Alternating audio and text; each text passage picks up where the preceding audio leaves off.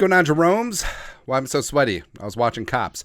Your Minnesota Vikings had a walkthrough on Monday afternoon, a very light work ahead of their two joint practices on Wednesday and Thursday against the Arizona Cardinals before their Saturday at noon final preseason game against Arizona at historic U.S. Bank Stadium, the number one stadium in the National Football League. There's a couple injury updates smattered about, gathered by the beat writers. Again, no fans on these Monday and Tuesday walkthroughs. Danielle Hunter was not present, but he was excused for a personal matter. No big deal.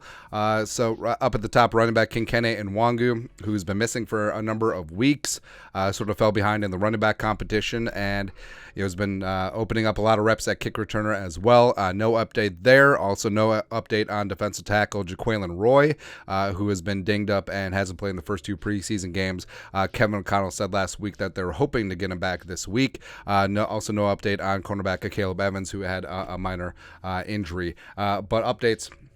Wide receiver Jalen Naylor participated first time since the first practice of training camp. Talk about practice. Back in July, lower leg injury, but he's back for the walkthrough. It's a good step because, Jalen does have some work to do to be able to make this roster because the Vikings wide receiver room, right meow, as I buy time, as I pull this up. Yeah, the wide receiver competition, it's pretty stacked. Beyond Jefferson, Addison, KJ, whether they keep 5 or 6 receivers, it's pretty damn stout. So Jalen Naylor does have to put in a good week and potentially a good and impressive preseason game to really solidify himself on the 53 or at minimum the practice squad. Then wide receiver Jordan Addison, he participated in the walkthrough, but he had a red no-contact jersey with him. He is currently in concussion protocol after taking a fall in practice last week. And even if the ones play, I don't know if Addison would be out there. It doesn't really make sense to risk it at this point. He doesn't really have anything to prove, although, yes, it would be nice to get him some in-game chemistry going on with Kirk Cousins on the ones. But, wide receiver Garrett Mogg, the pride of UND, partial participant as well. He's been having a undisclosed injury over the last week or so.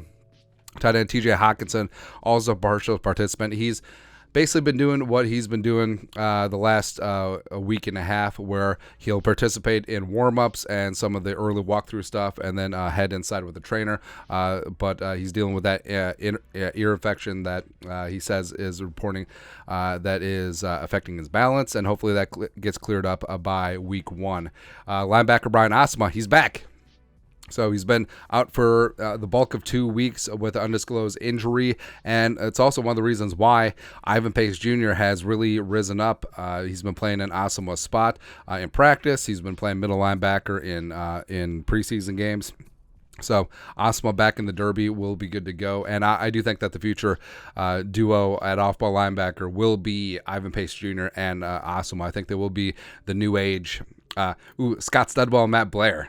That's right, man. Or, EJ and Greenway, or Kendricks and Barr. You know what it is. Cornerback Mekhi Blackman, who escaped serious injury. He had a tumble last week, walked off, was in the tent with an arm injury, but he was also a partial participant in the walkthrough. Najee Thompson, not present, potentially in the concussion protocol, but also Najee Thompson, he doesn't really have anything to prove. I think that he is good to go through the first 2 preseason games. I think that he is going to have a spot on the 53, so there you go. And unfortunately, Lewisine, who's very polarizing amongst the fan base. Unfortunately, he did step aside at practice and was in the medical tent with what appeared to be a right leg / groin issue. And if it is something to do with his right leg, note that it was the left leg that he broke last year in London against the Saints. But hopefully, knock on all the wood, he's good to go. And Lewisine, he has had some bad puck luck when it comes to injuries, but again, when he's on the field, he's got potential, man.